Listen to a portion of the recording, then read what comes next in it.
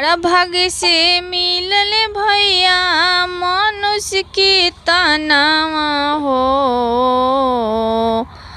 बड़ा भाग्य से मिलल भैया मनुष्य के तनावा हो। लेला ना गुरु के ज्ञान हो।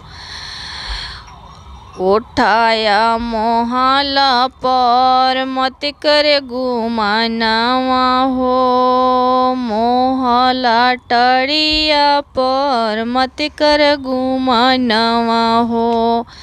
रह जाई है मोहला ही हो।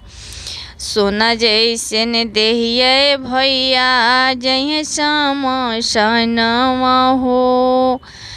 संगवा में जई है भैया गुरु के ज्ञानवा हो। लेला ना गुरु के ज्ञान हो। सोना ही पैसा भैया रह जाई है यही हो। सोना जैसे देहिया में जय समसनवा हो। रुपया ही पैसा पर मत कर गुमानावा हो। लेला ना शिव गुरु के ज्ञान हो। लेला ना शिव गुरु के ज्ञान हो।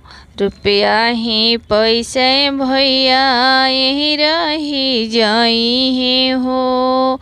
संगवा में जाई है भैया गुरु के ज्ञानवा हो।